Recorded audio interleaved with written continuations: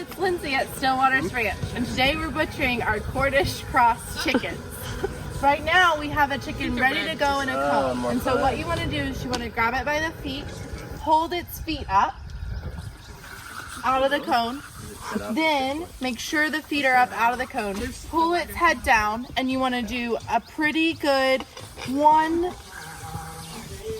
cut on the neck while its head is held down.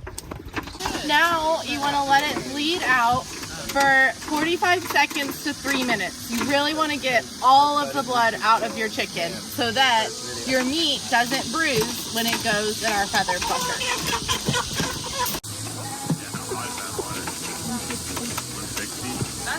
Okay, now we're going to take our chickens from the cone and we're going to put them into our blancher.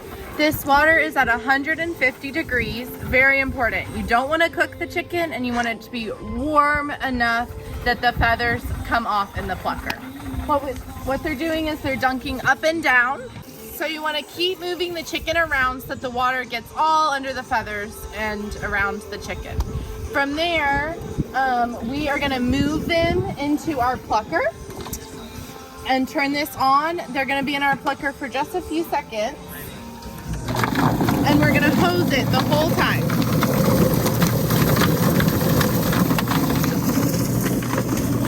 As we take it out of the plucker, it should be pretty bare here. This looks like a great job. We'll pick a few of these feathers off. They should just come off. And we will go to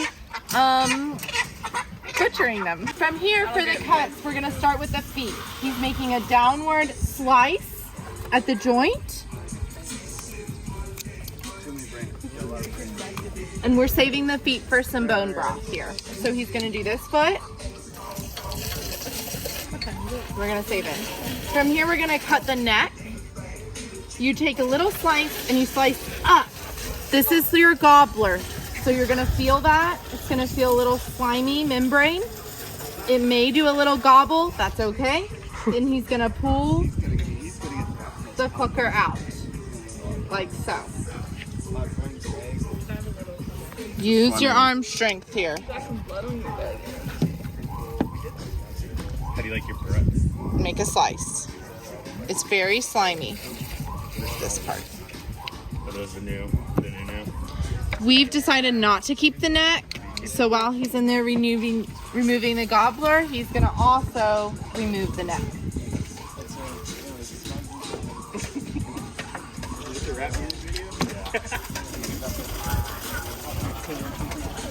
Like so. Again, we're discarding all of these parts. Now we're gonna move to the rectile area. We're gonna do 2 fingers, and then below that we're gonna grab that skin, and he's gonna cut outwards. You do not want to stab in to break the intestines and the gut and all of that. You want to cut outwards. Then he's gonna open that cavity pretty well. Use your strength, and he's gonna reach in and grab the innards.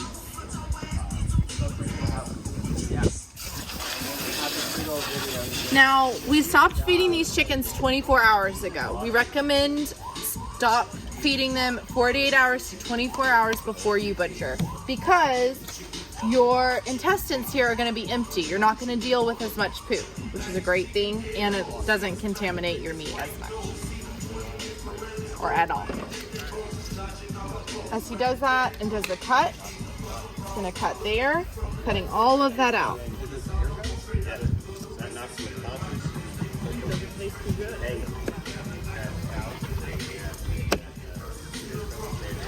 Okay, now we have all these pieces. You can separate the liver and the gizzards there and the heart there. That's the heart. There's the heart here. Here is the liver. Now this right here is the gallbladder. You do not want to break that open. If you break that open, you're going to see a greeny, gross looking thing, and that is what gives you salmonella. So that will contaminate your meat if you accidentally break that open. Do not eat that meat. But here's the liver here. We want to eat that. Pulled up on that. And then this is the gizzard right here in these. So you can just slice. And there's your gizzard if you want to keep that as well. So those are the innards of your chicken. These guts, throw away. Again, you don't have to keep any of these pieces, but you might as well keep Hose. part of your chicken. Now we're gonna hose her out.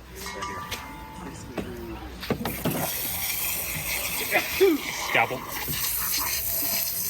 People in the comments will be like, "Yo, what a cool cleaning a chicken with the shirt on."